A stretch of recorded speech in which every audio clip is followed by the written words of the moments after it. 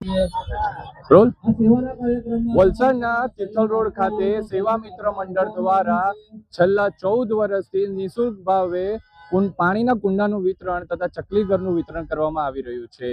આજ રોજ આપણી જોડે આજે મંડળના જે સભ્ય છે અક્કી સોની તે હાલ પધારી ચૂક્યા છે। તેમની જોડે આપણે જાણવાનો પ્રયાસ કરીશું કે આ ઉત્તમ વિચાર આવ્યો ક્યાંથી અને છે તે કેટલા વર્ષોથી આ કરતા આવ્યા છે। જી અક્કીભાઈ, આજે આ પ્રયાસ કરી રહ્યા છો તે તમારો વિચાર ક્યાંથી આવ્યો? વિચાર ક્યાંથી આવ્યો? આજે ગરમીનું પ્રમાણ જે દિવસે ને દિવસે વધતું જાય છે। 10 વર્ષ પહેલા આપણે જોઈએ કે ત્યારે આટલી ગરમી નથી પડતી, પણ આજે જે ગરમી છે તે દિવસે ને દિવસે વધતી જાય છે। આજે ગ્લોબલ વોર્મિંગની આપણે વાત કરીએ છીએ। ગ્લોબલ વોર્મિંગ એટલે એ સમગ્ર વિશ્વ માટે ચિંતાનો વિષય છે। લોકો બધા લાઇટલી લે છે, પણ એક દિવસ એવો આવશે કે લોકોએ ઓક્સિજનના બાટલા લઈને ફરવું પડશે। એ દિવસો નજીક છે। દિલ્હીની વાત કરીએ તો ઘરે ઘરે એર પ્યુરિફાયર આવી ગયા છે, બરાબર છે। આ ગરમી વધતી જાય છે એટલા એનું કારણ એ છે કે જે ઝાડો છે તે ઓછા થઈ રહ્યા છે। એ ઓછા થઈ રહ્યા છે એટલે ગરમી વધી રહી છે।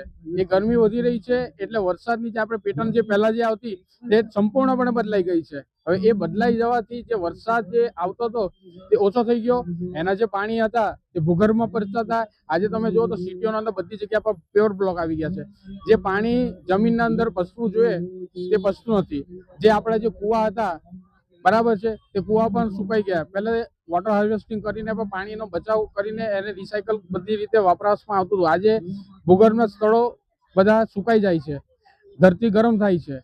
ગરમ થાય છે એટલે જે વાતાવરણની આખી જે પેટર્ન છે તે સંપૂર્ણપણે બદલાઈ જાય છે। આજે આપણે એમ કહે છે કે વરસાદ આવશે ને કમોસમી વરસાદ છે।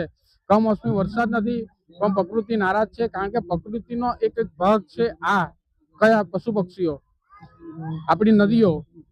આજે પ્રકૃતિ આપણને શુદ્ધ હવા આપી, પણ એના બદલામાં આપણે શું કર્યું તે મહત્વનું છે।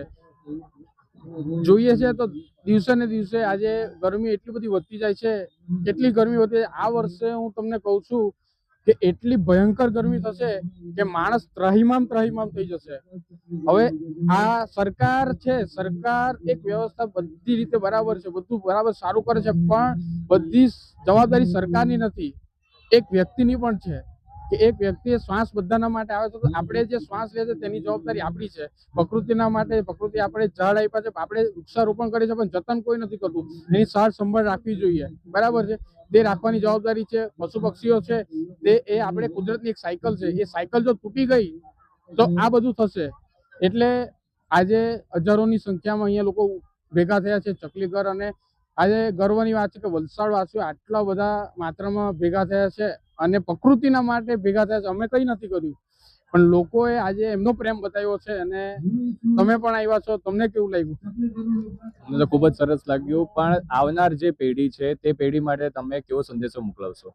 આવનારા પેઢી માટે એટલું જ કહીશ કે મોબાઈલ પરથી થોડા બહાર નીકળો અને પર્યાવરણનું જતન કરો।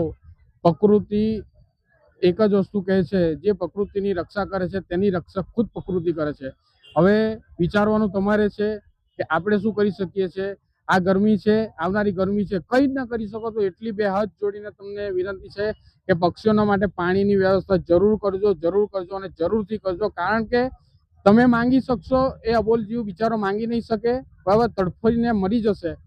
એટલે તમે એ જે કુદરતી સાયકલ છે, પ્રકૃતિની જે એક ભાગ છે, તેને તમે સાચવો તો આ પ્રકૃતિ તમારી રક્ષા કરશે। દર્શક મિત્રો, આ જે મંડળ છે એ મંડળ દ્વારા વિશ્વ ચકલી દિવસે જ નહીં, પરંતુ એ જ્યારે હોય ત્યારે આવી સેવાઓ કરતા રહે છે। માટે જો તમે આવા નાના પ્રયાસો કરશો તો આવનાર પેઢી આ જે ચકલી છે તે ચકલી જોશે, બાકી તો ચોપડામાં જ રહેશે।